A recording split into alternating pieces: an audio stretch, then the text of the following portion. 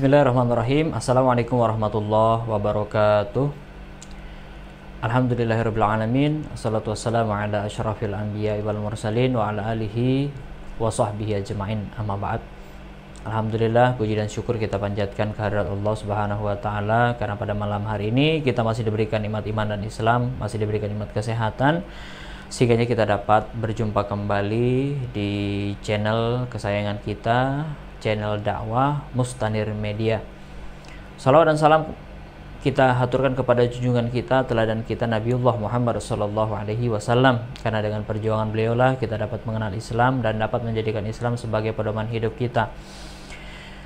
Para pemirsa channel Mustanir Media dimanapun berada, setelah bulan suci Ramadan kemarin, ini kita baru kembali ketemu lagi ya di rubrik Parenting Media.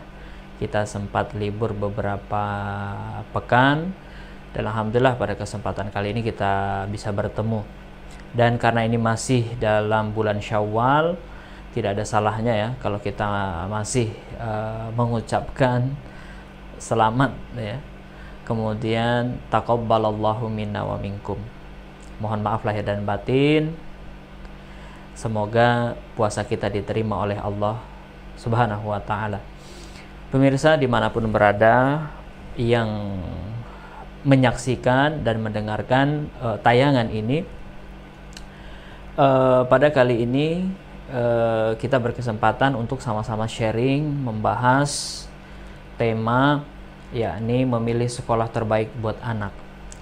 Tentu saja para orang tua sekalian, saat ini adalah masa-masanya anak itu mendaftarkan diri masuk ke sekolah. Kalau mungkin masih 6 tahun atau 7 tahun atau bahkan 5 tahun mungkin ya, dia itu baru memasukkan anaknya ke sekolah.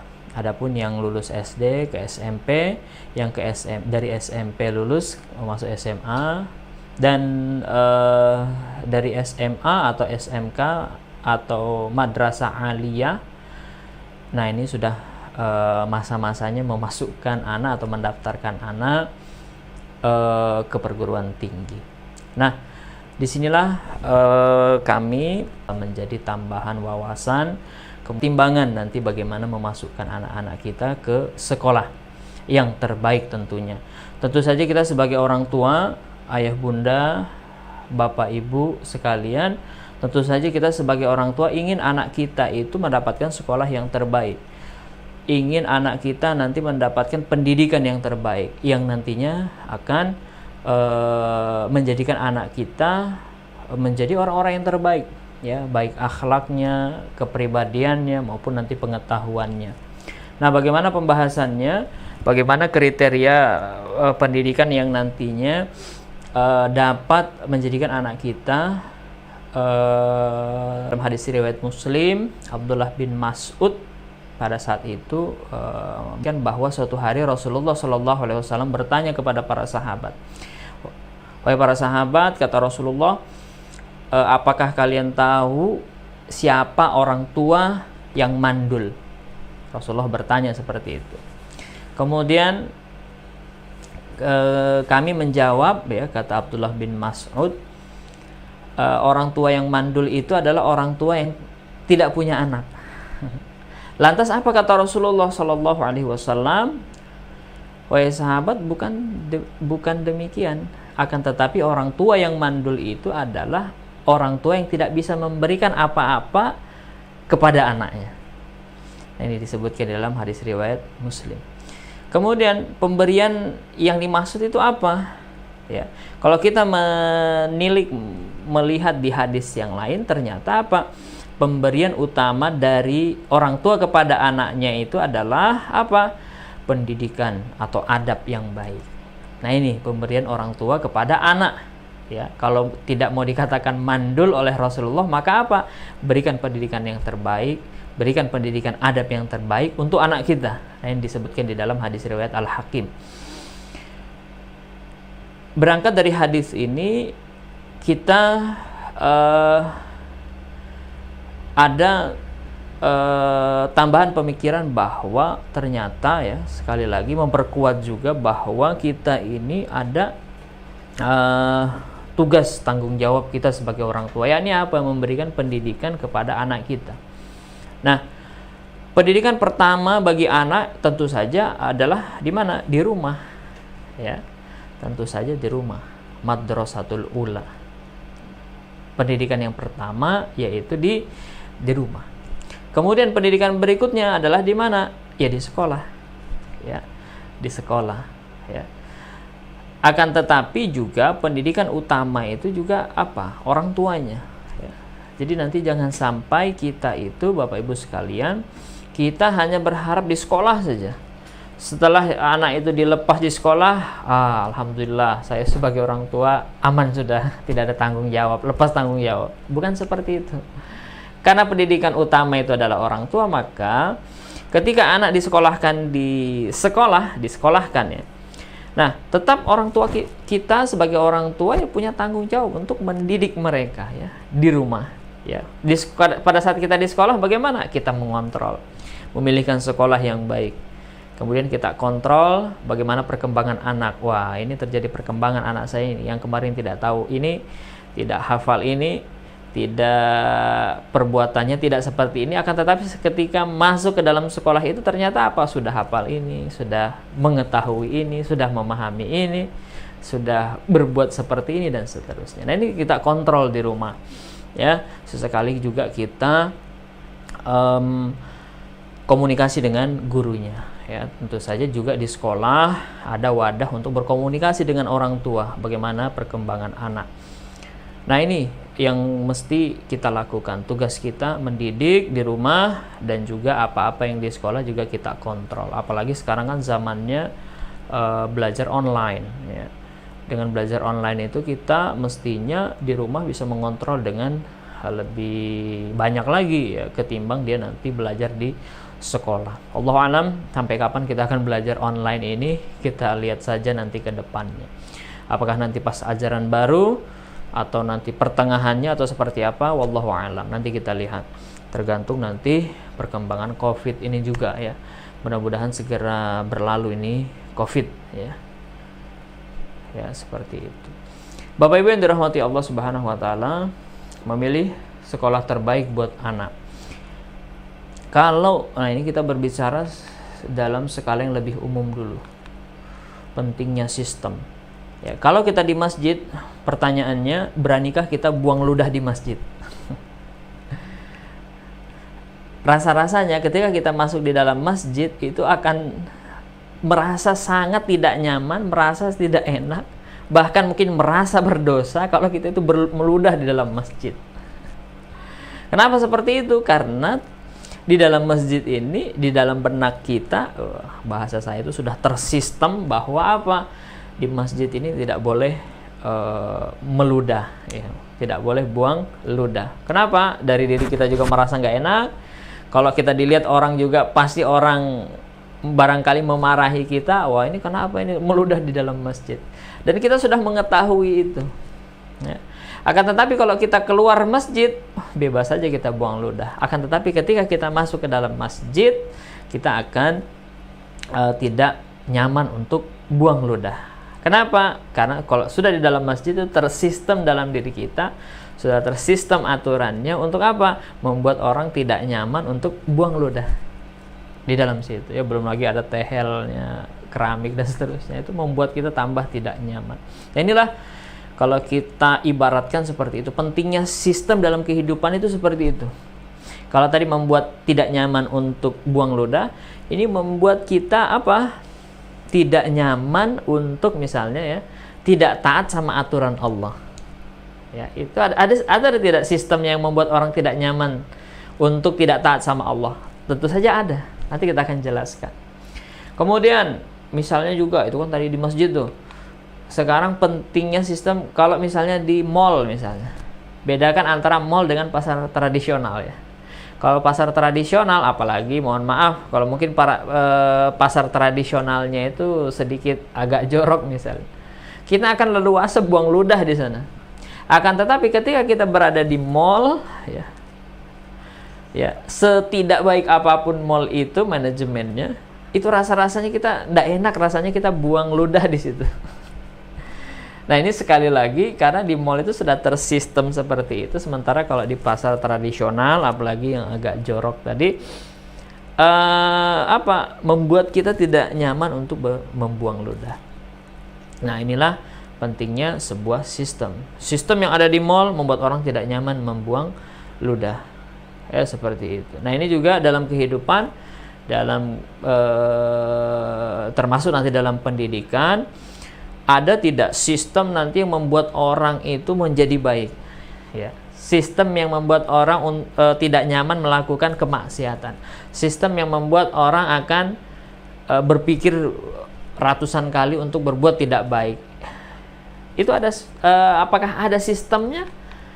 Tentu saja ada. Ternyata Islam itu punya sistem, ya, mulai dari sistem ekonomi, politik, pemerintahan, hukum dan peradilan, sosial, hankam, kesehatan, termasuk pendidikan. Nah ini, jadi Islam itu sudah lengkap, punya sistem yang mengatur ekonomi, bagaimana nanti ekonomi bisa berjalan dengan baik, politik berjalan baik, pemerintah, hukum, peradilan, sosial, hankam, kesehatan, pendidikan, bisa mengarahkan orang nanti menjadi baik, menjadi taat sama Allah.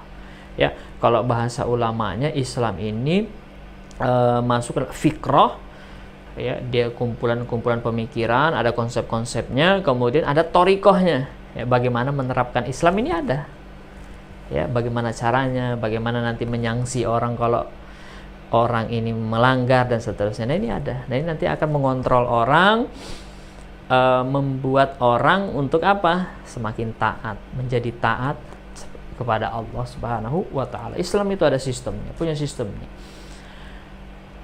Ya, makanya kita mesti belajar, ya. Kita sebagai orang tua, ini kita mesti belajar, terus belajar. Ya.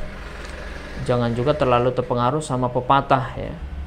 Kalau istilahnya itu mengukir di atas batu itu mudah, tapi kalau mengukir di atas air itu mustahil. Itu kan ada dia. Kalau belajar sedari muda mudah, tapi kalau belajar sudah tua sulit. Mentang-mentang merasa sulit, ya udah saya sudah jadi orang tua, nggak usah lah sudah belajar Islam, cukup anak saya aja. Nah, kita juga mesti belajar, orang tua juga mesti belajar. Kenapa orang tua itu terus harus belajar? Bahkan ya semangatnya jangan kalah dengan yang muda. Kenapa? Karena kita sebagai orang tua itu punya tanggung jawab untuk apa? Mendidik anak-anak kita. Semakin kita banyak mengetahui tentang Islam, ya, semakin besar juga potensi kita untuk mendidik anak kita dengan baik. Nah, ini yang penting. Makanya kita juga penting untuk belajar, mengkaji Islam pada guru-guru kita, pada ulama tentang Islam ini. Bahwa Islam tadi punya fikrah, konsep pemikiran dan thoriqah, bagaimana menerapkan Islam itu. Ya, yang sistem-sistemnya ini ada. Ruang lingkup ajaran Islam, dia ada, kita bagi menjadi 3 dimensi. Ada dimensi 1, hablum minallah, hubungan yang mengatur hubungan manusia dengan Allah. Hablum yang kedua, dimensi 2, hubungan manusia dengan dirinya sendiri. Kemudian dimensi 3, aturan yang mengatur hubungan manusia dengan manusia yang lain. Hablum minan nas, ya, kalau dengan diri sendiri tadi hablum minan nafs. Kalau dengan manusia yang lain, hubungan dengan manusia lain yang namanya adalah hablum minan nas. Nah, ruang lingkup ajaran Islam kita bagi, ya. Manusia yang mengatur hubungan manusia dengan Allah, ada yang namanya aturan akidah atau tauhid, ibadah, ya. Aturan ibadah ini mengatur, ya, ibadah sholat. Sholat nanti ada paket-paketnya tentang toharoh, ya. Toharoh itu mulai nanti bab-bab air, bagaimana bersuci, beristinja, bagaimana berwudu, tayamum, semua dijelaskan. Bahkan jenis-jenis air dijelaskan, mana air mustakmal, ya, air yang tentang kullah, 2 kullah, ya. Kalau nanti air kejatuhan najis bagaimana, yang nanti mutanajis seperti apa, najisnya sendiri seperti apa, hadas itu seperti apa, semua dijelaskan dalam Islam. Luar biasa Islam ini. Salat, zakat, bagaimana berzakat, mana zakat mal, zakat fitrah, ya, nanti mana barang-barang yang dizakati, berapa kadarnya, kemudian nisabnya, haulnya dan seterusnya dibahas dalam Islam. Bagaimana puasa, haji, jihad dan seterusnya. Bagaimana nanti dana haji, nah ini lagi ramai dibahas. Bagaimana dana haji, boleh tidak untuk infrastruktur dan seterusnya. Ini dibahas di dalam Islam. Ya, seperti itu. dan dibahas oleh para ulama kita. Nah, ini untuk apa? Aturan-aturan dalam Islam untuk mengatur hubungan manusia dengan Allah. Ya. Seperti itu. Kemudian ada di dalam Islam itu, ruang lingkup ajaran Islam itu yang mengatur hubungan manusia dengan apa? Dirinya sendiri. Apa hal-hal yang berkaitan dengan hubungan ini? Aturan yang mengatur hubungan ini yaitu berkaitan dengan akhlak, bagaimana menempelkan sifat yang baik pada diri kita. Ini bagian daripada Islam. Bagaimana memakai pakaian yang sesuai dengan Islam, ya. Bagaimana memilih makanan-makanan yang baik dalam Islam, bagaimana memilih minuman. Ini semua dalam rangka mengatur manusia dengan diri kita sendiri. Ya, seperti itu dan lain sebagainya. Dan kemudian yang tentu saja kita bicarakan pada kesempatan kali ini, bagaimana mengatur hubungan manusia dengan manusia yang lainnya, ya. Di dalam Islam itu ada aturan-aturan untuk mengatur, yaitu apa? Politik pemerintahan. Mengatur antara rakyat dan pemimpin, rakyat dan penguasa. Bagaimana sih hubungannya? Bagaimana sih memilih pemimpin yang baik seperti apa? Sistem yang seperti apa? Nah, itu dalam Islam dijelaskan. Ya, sudah banyak sekali di kitab-kitab para ulama menjelaskan hal itu. Bagaimana mengatur politik, siasah syar'iyah, ya, bagaimana mengatur ekonomi, iqtisadiyah, bagaimana mengatur sosial, ya, ijtimaiyah. Kemudian nanti bagaimana mengatur pendidikan, tarbiyah, ya, peradilan, ya, bagaimana mengatur peradilan, ya, tentang kodi, tentang peradilan dan lain sebagainya. Nah, ini adalah hubungan yang mengatur manusia dengan manusia yang lain. Dalam Islam itu ada lengkap semuanya, ya. Kemudian mungkin ya bagi kita sebagian, kita merasa Islam tidak mengatur kehidupan secara komprehensif, ya. Islam itu kan hanya mengatur ibadah saja tadi, hablum minallahnya saja. Apakah seperti itu? Ternyata tidak. Islam itu sebagaimana tadi yang sudah dijelaskan mengajar segala sesuatu termasuk pendidikan. Nah, dalam Quran surah An-Nisa 59, ya ayyuhalladzina amanu atiullaha wa atiur rasul wa ulil amri minkum fa in tanaza'tum fi syai'in farudduhu ilallah war rasul. Hai orang-orang yang beriman, taatilah Allah, taatilah Rasul. Ada kata atiu di depannya, itu maknanya apa? Ketaatan sama Allah, ketaatan pada Rasulullah itu hukum mutlak adanya. Kemudian wa ulil amri, depan ulil amri ini tidak ada kata atiu. Maknanya apa? Ulil amri itu juga harus taat sama Allah, taat sama Rasul, ya. Kalau dia tidak taat sama Allah, tidak ada taat sama Rasul, maka tidak ada ketaatan pada ulil amri. Justru apa? Kewajiban kita untuk mengingatkan. Nah, seperti itu. Kemudian jika kamu berlainan pendapat tentang segala sesuatu, fa in tanaza'tum fi syai'in, tentang segala sesuatu, kalau kamu berlainan pendapat tentang segala sesuatu dalam kehidupan kalian, kata Allah apa? Maka kembalikan ia kepada apa? Al-Quran dan Sunnah. Kembalikan kepada Allah dan Rasul. Ya, jadi dibahas berdasarkan Quran dan Sunnah. Kita mengambil sistem dari Quran dan Sunnah. Itu makna daripada mengembalikan kepada Allah, mengembalikan kepada Rasul. Kita mengambil, mentabani, bagi para ulama mengistimbat hukumnya dari Quran dan Sunnah. Kemudian nanti mengambil dari situ sistem-sistem yang ada tadi. Ya, seperti itu. Kemudian di dalam Islam juga ada perintah untuk mengambil secara menyeluruh. Mungkin kita juga mengatakan, wah, tidak mesti itu ngambil semuanya, boleh dipilih-pilih, ya, seperti prasmanan, makanan di pengantinan atau di hajatan, ya. Pada saat makan prasmanan, mau ngambil kambing, nggak jadi, nanti gula, darah dan sebagainya, tekanan dan seterusnya. Ya udah, ngambil telur aja misalnya. Itu prasmanan. Islam itu bukan prasmanan, ini yang diambil, mau yang diambil, yang nggak mau nggak diambil, tidak. Karena apa? Ada perintah untuk masuk ke dalam Islam secara menyeluruh. Quran surah Al-Baqarah ayat 208, ya ayyuhalladzina amanu dkhulu fi silmi kaffah wa la tattabi'u khutuwati syaitan. Hai orang-orang yang beriman, masuklah kamu ke dalam Islam secara apa? Kafah, secara keseluruhan. Dan janganlah kamu turuti langkah-langkah syaitan. Kenapa? Syaitan itu tidak mau tunduk sama Allah, ya, sama aturan-aturan, ya. Tapi manusia diperintahkan oleh Allah masuk ke dalam Islam, taat pada Islam, menjalankan aturan Islam secara keseluruhan. Makanya kita harus belajar. yang mana yang wajib, mana yang sunnah, mana mubah, makruh, haram, mana sistem-sistem dalam Islam. Nah, ini mesti kita terapkan ya, seperti itu.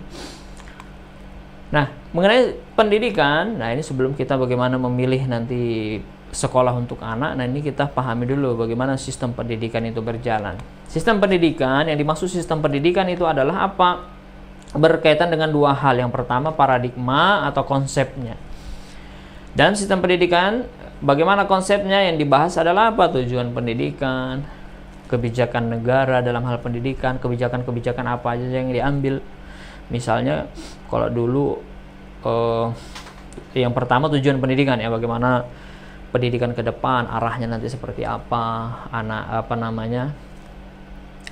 pas tentu saja kalau yang ada sekarang ya disesuaikan dengan undang-undang ya. Ini secara umum ya, tujuan pendidikan. Kemudian bagaimana kebijakan negara saat ada pandemi misalnya, bagaimana pengajaran pendidikan di sekolah. Kemudian politik pendidikan, bagaimana agar pendidikan ini bisa terus berjalan dengan lancar ya, seperti itu. Kemudian dasar pendidikan, apa yang menjadi landasan pendidikan. Ini berkaitan dengan paradigma. Kemudian sistem pendidikan juga berbicara masalah teknis atau metode, bagaimana teknis KBM ya. Kalau ada pandemi seperti apa ya, seperti sekarang ini. Kemudian dengan segala kelebihan dan kekurangannya ya kan. Kemudian nanti kalau sudah selesai pandemi seperti apa teknis KBM, itu teknis ya, model ya.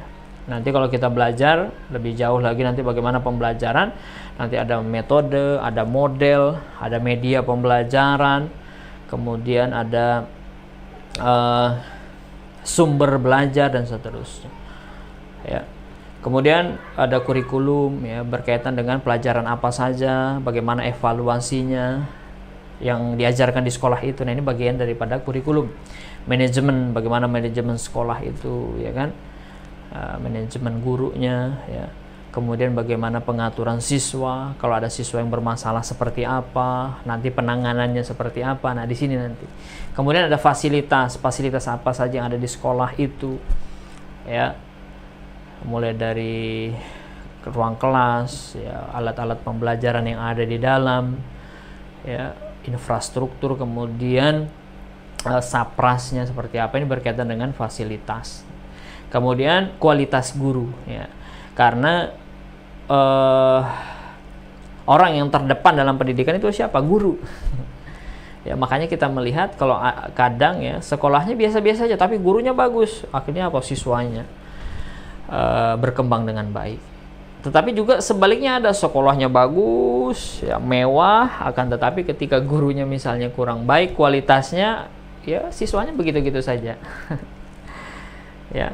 Nah, ini berkaitan dengan sistem pendidikan. Nah, kemudian kalau tadi sistem pendidikan, bagaimana sistem pendidikan di era kapitalis? Ya. Sistem pendidikan kapitalis itu paradigmanya seperti apa? Paradigma materialisme. Ya, kalau kita belajar bagaimana ideologi kapitalisme ini berjalan ya, yang dimana kalau kita di dalam agama Islam, kita meyakini bahwa pencipta segala yang ada di alam ini, manusia dan kehidupan itu siapa? Allah. Kemudian hidup kita untuk mengabdi kepada Allah, nanti setelah kita dikembalikan ya, kita kembalinya kepada Allah, mempertanggungjawabkan semua perbuatan kita. Nah, bagaimana di era kapitalisme yang akidahnya sekuler, dia mengatakan ya pencipta itu ada, tapi terserah saja siapa Tuhannya. Kemudian hidup itu untuk apa? Ya udah, tidak ada hubungan antara penciptaan dengan kehidupan. Ya, pencipta itu tugasnya yang menciptakan. Manusia hidup ya sesuai dengan kehendaknya, bebas ya melakukan sesuatu. Ya, maka dari itu kehidupannya juga kehidupan yang materialisme, materi, mendepankan materi ya, karena dia tidak menganggap Tuhan itu mengatur-ngatur.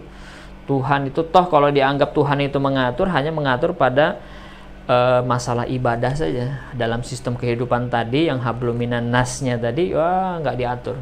Itu dalam pemahaman kapitalis.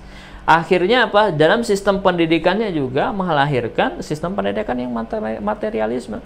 Tujuan pendidikannya landasannya materialis. Kebijakannya dengan kebijakan yang diambil juga kebijakan-kebijakan yang landasannya itu materialis. Politik pendidikannya juga hanya mencakup hal-hal yang materialis, dasarnya pendidikannya juga seperti itu. Walaupun barangkali teknisnya juga modern, ya, modern, tetapi paradigmanya materialis. Ya, makanya salah satu pakar mengatakan kayak pendidikan di Barat yang kapitalis itu, dia mengatakan apa? Ya pendidikan di sana modern, maju, tapi apa? Bermasalah dari sisi paradigmanya ini. Makanya di sana banyak apa? Profesor, doktor, tapi apa? Tidak mengenal Tuhan. Profesor, doktor, tapi apa? LGBT. Ya, kehidupannya jauh dari agama, kehidupannya jauh dari Islam. Itu banyak seperti itu. Ini karena kenapa? Sekuler tadi, kapitalis tadi. Nah, sistem pendidikan yang kacau itu seperti apa? Ya, kalau tadi kapitalis itu bisa saja teknisnya itu modern. Kalau yang kacau seperti apa? Sudah paradigmanya materialisme, teknisnya kacau pula. Belajar mengajarnya tidak baik, kurikulumnya tidak bagus, manajemennya juga tidak prima, ya. Kalau orang manajemen pendidikan biasanya bicaranya manajemen prima, ya kan? Kalau tidak prima berarti nggak bagus manajemennya. Ada fasilitasnya tidak baik, kualitas gurunya juga kurang bagus. Nah, ini sudah dua, ya, paradigmanya sudah materialisme, teknisnya kacau lagi. Maka sistem pendidikan yang kacau. Pertanyaannya kemudian, apakah di negeri ini seperti itu? Wallahu a'lam, lihat aja sendiri, ya, di media dan fakta yang ada. Kemudian bagaimana sistem pendidikan Islam? Sistem pendidikan Islam itu paradigmanya Islami. Tujuan pendidikannya pasti nanti tujuan-tujuan yang Islami, supaya berkepribadian Islam, supaya tunduk sama Allah, dan seterusnya. Kebijakan negara, ya, nanti juga dalam negara dalam menentukan kebijakan, kalau dalam Islam itu berdasarkan apa? Al-Quran, Sunnah, perintah-perintah Allah. Kalau nanti ada sesuatu yang melanggar perintah Allah, maka ditiadakan. Nah, begitu kalau dalam Islam. Kemudian apakah nanti kalau di dalam Islam gimana yang non muslim? Tetap akan diperhatikan, akan juga mendapatkan kualitas pendidikan yang baik. Begitu juga nanti politik pendidikan, asas pendidikan pasti sesuai dengan Quran dan Sunnah, ya, karena tadi paradigmanya paradigma yang Islami. Kemudian teknisnya juga modern, ya, pasti dalam Islam itu kan, Islam itu terus dia, ya, terus dia mengikuti perkembangan zaman, walaupun nanti zaman itu tidak akan dilepaskan dari aturan Islam. Itu begitu prinsipnya di dalam Islam. Terus dia mengikuti perkembangan zaman, semodern apapun zaman, Islam itu akan melampauinya, akan tetapi tidak melepaskan sistem kehidupannya itu dari aturan Islam, aturan Allah, tidak akan melepaskan, ya. Karena apa? Kita orang muslim punya kewajiban apa? Atiullah wa atiur Rasul tadi. Maka dia tidak akan melepaskan kehidupannya dari aturan-aturan Islam, walaupun tadi terus melampaui perkembangan zaman.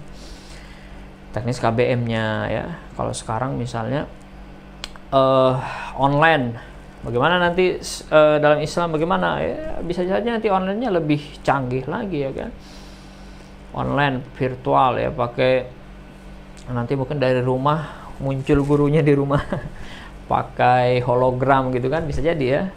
Sekarang kan sistemnya banyak, nah itu nanti bisa diadopsi, ya, seperti itu, ya. Nanti kalau kita belajar tentang bagaimana ilmu dan tsaqafah, mana-mana yang bisa diadopsi, ya, seperti itu. Misalnya ada teknologi dari Jepang, dari Barat, teknologinya boleh tidak diambil? Boleh. Tetapi kalau ada sesuatu yang celah-celah dari teknologi itu yang bertentangan dengan hukum Islam, atau metode-metode penelitian yang bertentangan dengan Islam, pasti akan dihilangkan. Terus bagaimana sistem kehidupan di sana? Sistem kehidupan bebas di Amerika, di Eropa misalnya, di Jepang, apakah boleh diambil? Ya tidak boleh. Kenapa? Kalau dia bertentangan dengan Islam, tidak boleh diambil. Begitupun teknologinya. Teknologinya boleh diambil, tapi kalau ada sisi-sisi yang bertentangan dengan Islam, tetap akan dihilangkan, disesuaikan dengan Islam. Begitu di dalam Islam. Teknisnya bisa modern, ya. Kenapa bisa modern? Karena dalam Islam itu bebas ngambil dari mana saja. Di samping juga pasti ilmuwan-ilmuwan muslim itu akan senantiasa berinovasi, ya, mengembangkan pendidikan. mengembangkan media pendidikan yang ada. Kan seperti itu. Jangankan dengan itu, dengan media yang sederhana saja Islam itu bisa maju di zaman dulu. Ya. Yang dulu hanya ada kitab, orang-orang di dalam Islam itu juta orang-orang Islam banyak sekali menjadi penghafal Quran. Banyak sekali ilmuwan-ilmuwan Islam hafal Quran, juga menulis kitab-kitab fikih. Ibnu Rusdi misalnya, dia seorang dokter tapi juga menulis Bidayatul Mujtahid, ya, membahas tentang bagaimana pandangan-pandangan fikih imam-imam, ya, tentang perbandingan mazhab, ya. Fikih muqaran namanya, muqaranah atau muqaran itu fikih perbandingan, ya. Itu bisa membahas, padahal seorang dokter, tebal kitabnya. Ibnu Sina juga penghafal Quran, tetapi juga bisa menjadi bapak kedokteran dunia. Dan ilmuwan-ilmuwan yang lain juga hafal Quran, ilmu agamanya bagus, mantap, dan juga dia sebagai ilmuwan yang hebat. Bagaimana seperti itu? Karena apa? Sistem Islam melahirkan sistem pendidikan yang baik, sehingga manusia-manusia nanti menjadi SDM yang tangguh, SDM yang ulama sekalian ilmuwan. Nah, seperti itu ya. Nah, ini teknis modern, kurikulum modern, dan juga tetap berlandaskan pada Islam, manajemen, fasilitas, kualitas guru, ya. Kalau sekarang ya kita bisa lihat aja, lihat itu sekolah-sekolah yang manajemennya sudah bagus, yang besar tapi juga bagus, kualitas anaknya juga bagus, ya. Dan itu sudah banyak di sekarang ini, ya. Ini dalam Islam, ya, itu contohnya. Kalau dulu di zaman Rasulullah, kalau kita belajar sejarah sekolah, ya, kalau kita lihat zaman para sahabat, zaman Nabi Muhammad, kan dulu lembaga pendidikan ya hanya terbatas pada mereka. Sahabat datang kepada Rasulullah di suatu tempat, belajar di situ.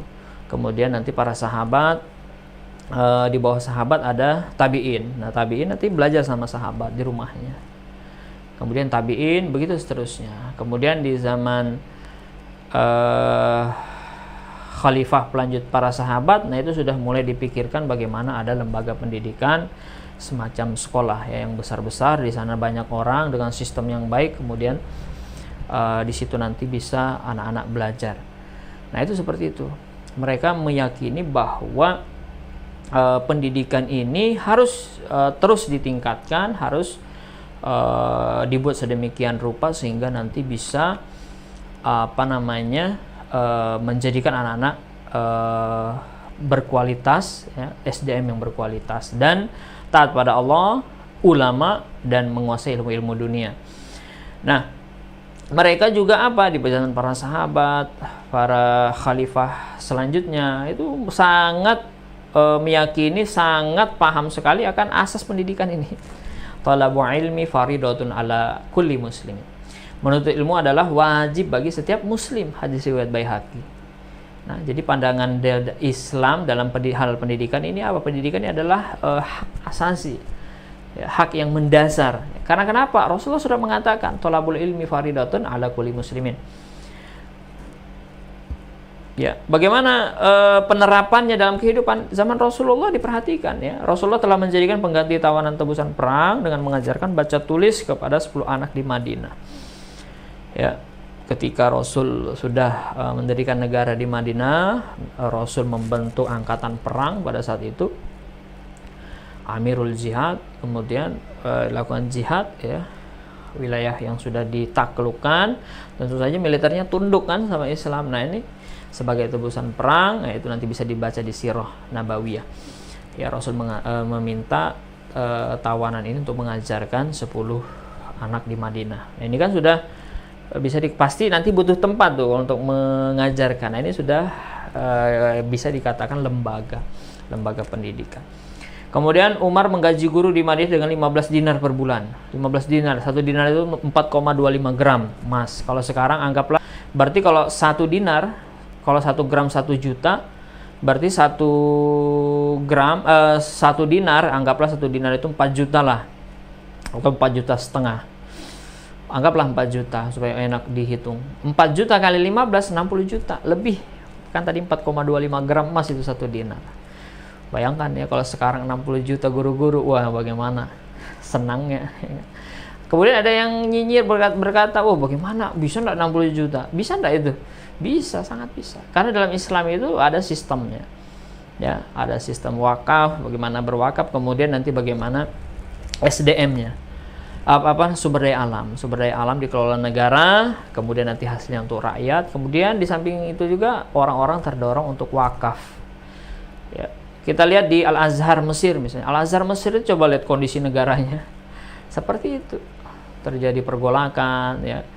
Tetapi kalau kita lihat di Al-Azhar tetap bisa mereka membiayai pendidikan mahasiswa di sana. Bahkan ada yang mengatakan gratis semuanya. Kenapa? Karena ada orang-orang yang agnia, kaya, mewakafkan hartanya, kemudian berinfak di sana. Ya. Bahkan ya saya dikasih tahu kenalan di sana itu setiap berapa waktu sekali itu ada orang-orang kaya datang. Lalu dia nunjuk mahasiswa, saya mau membiayai ini, atau dia lihat siapa aja ini yang berprestasi yang bagus atau yang kurang mampu, saya biayai ini. Begitu orang-orang berlomba-lomba untuk membiayai para pelajar. Ya, ini sistem Islam itu luar biasa, yang dimana tidak dikenal dengan sistem-sistem yang lain. Ya, dengan sistem wakaf aja Al-Azhar bisa seperti itu, apalagi nanti kalau dikelola secara syariah semuanya oleh negara dengan sumber daya alam, ya seperti di negara-negara Arab itu sumber daya alamnya luar biasa. Dubai, Qatar, Arab Saudi ya. Mereka penghasilannya minyak misalnya itu 10 juta barel per hari. Oh, itu berapa ya? Sementara masyarakatnya ya kayak di Arab itu cuma 30-an juta. Makanya di sana bisa gratis. Ya walaupun juga pendidikannya juga karena tidak sistem Islam semuanya di sana masuk pendidikan ala barat masuk ke sana. Nah ini juga, itu juga kekurangannya kalau Islam itu tidak diambil secara sempurna seperti itu ya. Masih ada celah-celah orang-orang liberal ini masuk.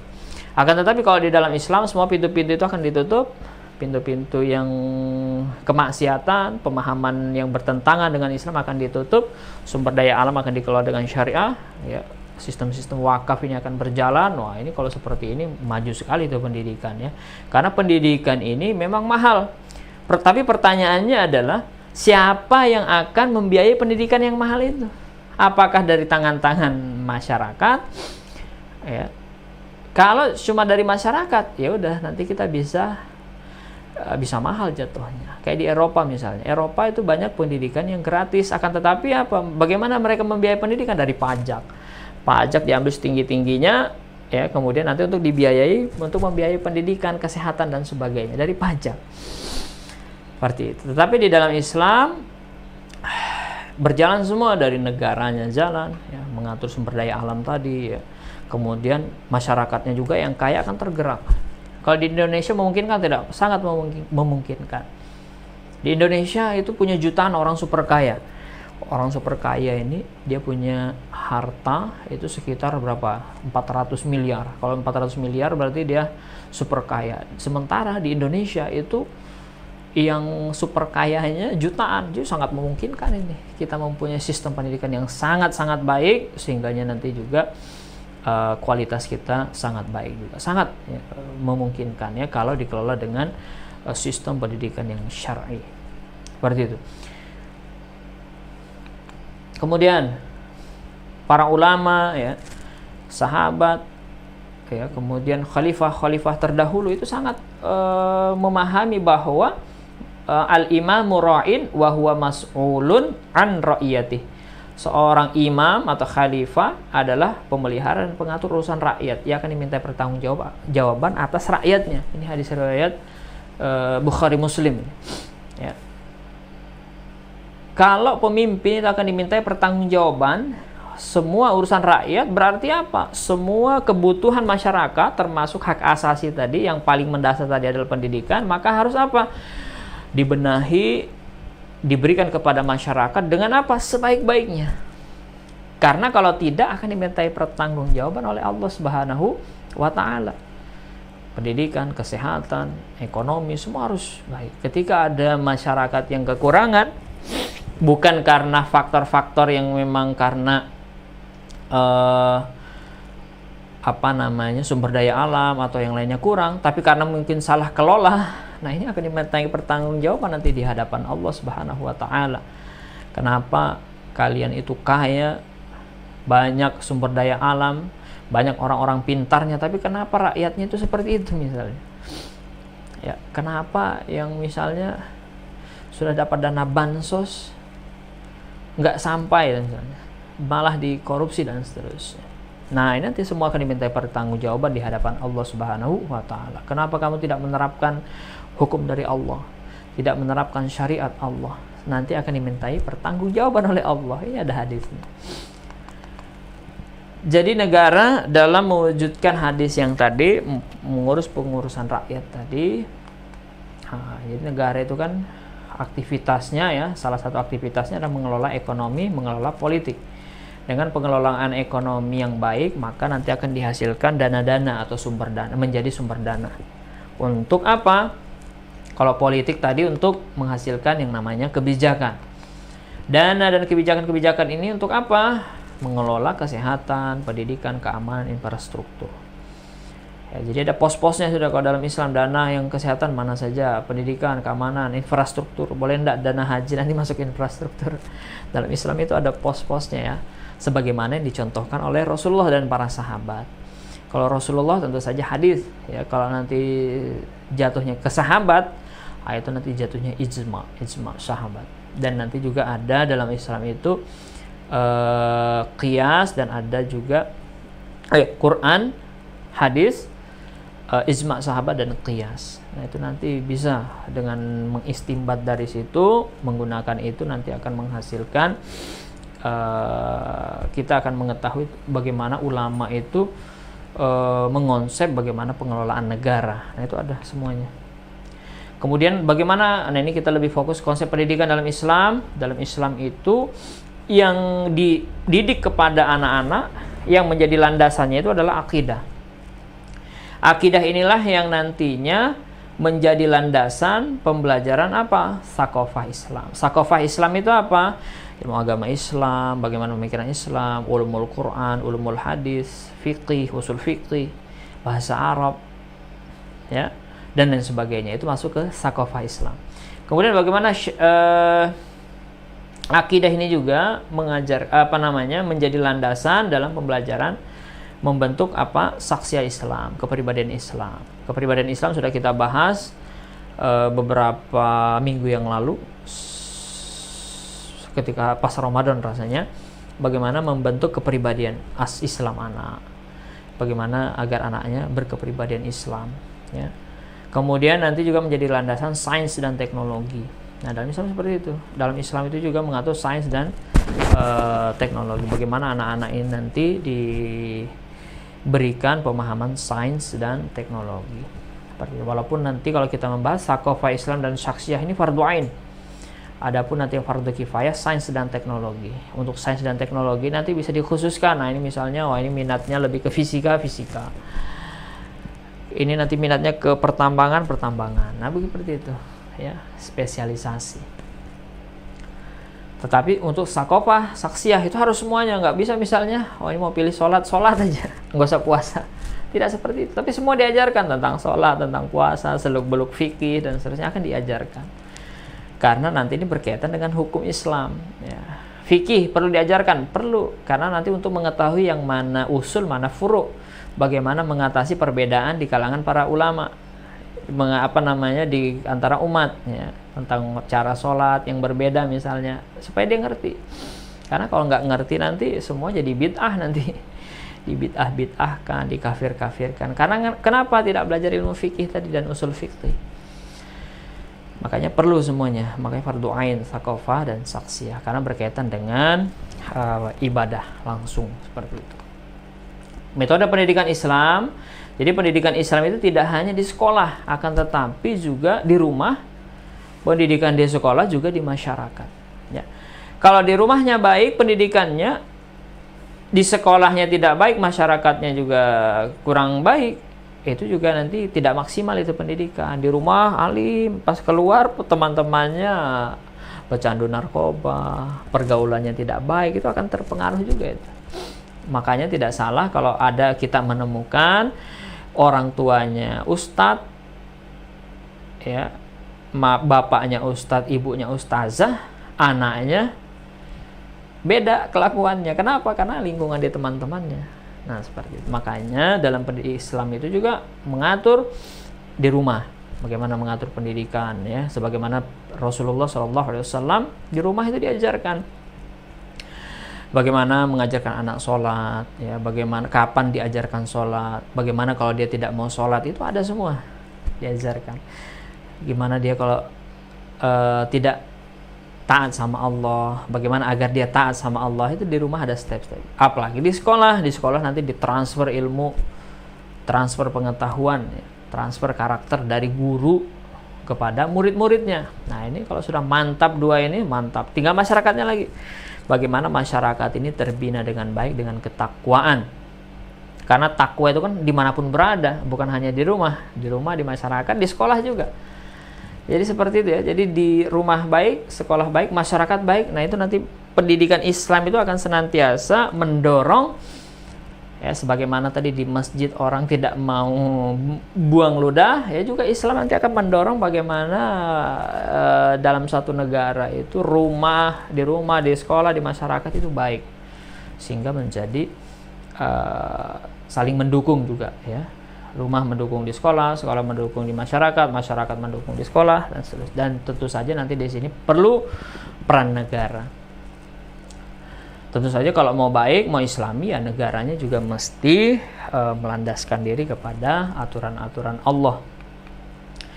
Walhasil, bagaimana sekolah yang terbaik untuk buah hati, terutama di era sekarang, ya, yang dimana kita tahu sekarang ini tidak semuanya melandaskan pada Islam, ya, seperti itu. Islam masih dipisahkan dari negara. Akan tetapi kita juga kan tidak bisa meninggalkan mentang-mentang misalnya bukan landasannya Quran, ya mau nggak mau juga karena anak harus bersekolah, kita juga harus memilih, ya kan, seperti itu. Sekolah yang terbaik untuk buah hati, perhatikannya. Yang pertama, kita sebagai orang tua perhatikan kurikulumnya, baik dan Islami. Ya, lihat saja visi misinya nanti apa, ya. Kalau visi misinya ada dunianya, akhiratnya, nah itu lumayan lah sudah, ya. Tinggal nanti kita lihat yang lain-lainnya. Ya, barangkali sebelum kita memasukkan anak, lihat, tanya, Pak, Bu, ini nanti diajarkan apa saja, pelajarannya apa saja, ya kan? Kemudian nanti bagaimana pembinaannya, seperti apa, ya. Jadi ada ungkapan itu, sekolahkanlah anak kita ke sekolah yang Islami. Tapi lihat juga, jangan-jangan nanti di sana juga Islami tapi kemasukan paham-paham liberal. Nah, disinilah kita nanti bertanya sama orang-orang yang paham, bagaimana paham yang liberal itu. Jangan-jangan nanti diajarkan ke anak kita. Nah, itu kita tanyakan kepada orang yang paham, kepada ulama, guru-guru dan sebagainya yang ngerti. Ada juga kalau mau menyekolahkan anak ke umum, ya carilah sekolah umum yang pembinaan agamanya bagus, ya, seperti itu. Jangan sampai sekolah umum tapi pembinaan agamanya nggak ada atau nggak baik di situ. Nah, gitu ya. Kalau kita mau masukkan yang sekolah yang Islami, lihat jangan sampai di sana ada pemahaman liberal yang masuk, atau guru-guru yang nanti akan mengajarkan, dosen-dosen yang mengajarkan pemahaman yang liberal. Nah, itu harus kita lihat situ. Begitu pula nanti kalau sekolah umum, kalau kita mau masukkan ke sana, lihat yang yang bisa pembinaan agamanya bagus, seperti itu ya. Kemudian lihat guru-gurunya berkualitas tidak. Menilai guru itu berkualitas atau tidak, lihat dia itu himmah, semangat, amanah, ya, amanah pada dirinya, dia berkepribadian Islam, dan juga amanah pada tugas-tugasnya, disiplin dan seterusnya. Lihat kafa'ah itu kemampuan dia mengajar, kemampuan dia berkomunikasi dengan orang lain. Lihat gurunya, seperti itu tidak? Nah, kan?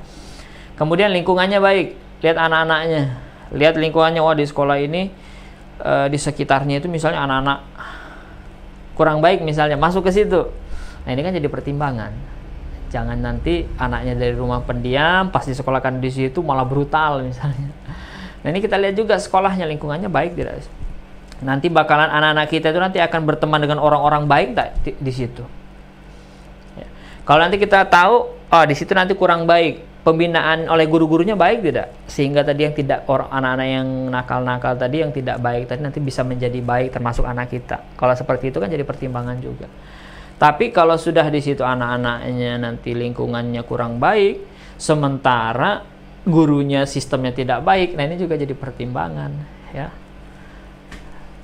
Kemudian lihat outputnya, yang keempat, lihat output itu lulusannya. Ketika anak-anak kita rata-ratakan, anak-anak yang keluar dari sekolah itu bagaimana? Yang paling pertama itu lihat sikapnya, jadi baik enggak? Yang kedua, kalau dari sisi ilmu umumnya jadi pintar nggak, ya kan? Oh ya, tadi saya lupa kalau sakofa Islam itu tadi, pemahaman Islam, saksiyah dari kepribadian. Kalau ilmu umum ya itu tadi, ilmu fisika, kimia, biologi, bahasa Indonesia dan seterusnya. Bagus tidak pelajaran umumnya? Bagus tidak sikapnya? Kalau kita rata-ratakan rata-rata bagus, nah ini jadi pertimbangan kita. Wah, ini jangan-jangan anak kita juga nanti bakalan seperti ini, bagus, ya kan? Tapi kalau rata-rata anaknya di situ keluarannya tidak bagus, sekalipun misalnya pinter nih, tapi kelakuannya nggak baik, nah itu juga kita pertimbangkan seperti itu. Kemudian yang kelima, kalau anak kita sudah bersekolah di situ, lihat perkembangan anak kita. Bagaimana pemahaman Islamnya? Bagaimana pelajaran umumnya? Meningkat tidak nilainya dan seterusnya. Lihat pada saat pelajaran online, anak-anak paham tidak? Nah, itu dilihat. Semangat belajar tidak? Guru-gurunya bisa mengajar dengan baik tidak? Nah, lihat itu ketika belajar online. Kalau online ya, kalau tidak ya nanti kita bisa lihat saja ke sekolah, komunikasi dan seterusnya. Anak-anak mudah memahami pelajaran tidak? Offline maupun online-nya. Nah, itu kita perhatikan. Kalau ini bagus, nah ini jadi pertimbangan kita. Wah, ini bagus, nanti bisa masuk ke sana pemahaman. Jadi yang bisa saya rangkumkan adalah 5 hal ini kita perhatikan. Ya, mudah-mudahan kita sebagai orang tua bisa memahamkan, memilih sekolah, paham bagaimana sekolah yang baik. Kalau tadi skala lebih luas, bagaimana sistem pendidikan yang baik, bagaimana sekolah yang baik, dan bagaimana bisa memilihkan anak kita sekolah yang baik. Agar apa? Anak kita nanti menjadi anak-anak yang soleh, anak-anak yang mendoakan orang tuanya, sekalipun nanti kita sebagai orang tua sudah wafat, terus dia mendoakan kita, kan itu kita harapannya. Anak-anak kita pinter ilmunya, ya ilmu-ilmu yang dikuasainya. Tapi lihat juga anak itu jangan juga dipaksa untuk ilmu dunia ya. Kita paksakan dia harus pintar semua, matematika, fisika, kimia. Nanti lihat saja yang lebih menonjol yang mana. Misalnya dia lebih menonjol ke matematik, ya udah asah di matematik. Dia lebih menonjol ke biologi, asah di biologinya. Carikan nanti kalau dia sudah kuliah yang berkaitan dengan biologi.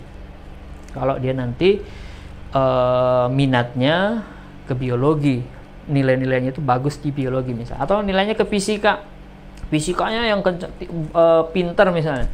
Yang lain biasa-biasa aja. Nah, ini nanti kita pilihkan kuliah-kuliah yang berkaitan dengan fisika. Tapi sekali lagi, kalau di kuliah umum, sekolah umum, lihat pembinaan agamanya bagus atau tidak, ya.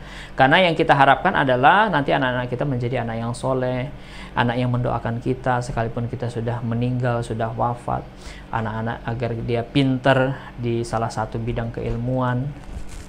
Nah, ini harapan kita, ya. Mudah-mudahan kita bisa memberikan anak-anak kita yang terbaik pendidikannya. Kita bukan orang tua yang mandul, ya, orang tua yang tidak bisa memberikan pendidikan yang baik untuk anak kita. Mudah-mudahan kita tidak seperti itu, dan kita termasuk orang-orang yang bisa memberikan pendidikan yang baik untuk anak-anak kita dan bisa memilihkan sekolah yang baik untuk anak-anak kita. Saya kira itu yang bisa kami sampaikan. Mohon maaf atas segala kekurangan. Barangkali di live chat mungkin ada pertanyaan yang bisa ditanggapi. Ada? Oke, terima kasih semuanya yang telah menyaksikan tayangan ini. Mudah-mudahan ada tambahan wawasan, tambahan pengetahuan untuk kita praktekkan bersama, untuk kita ketahui bersama. Terima kasih. Ini barangkali ini sharing, sampai sini sharing kita. Mudah-mudahan ada manfaatnya. Kalau ada kekurangannya, datangnya dari saya pribadi. Kalau ada kelebihannya, datangnya dari Allah Subhanahu wa taala. Mohon maaf atas segala kekurangan dan kesalahan. Insyaallah kita bertemu lagi di waktu-waktu selanjutnya. Wabillahi taufiq wal hidayah. Wassalamualaikum warahmatullahi wabarakatuh.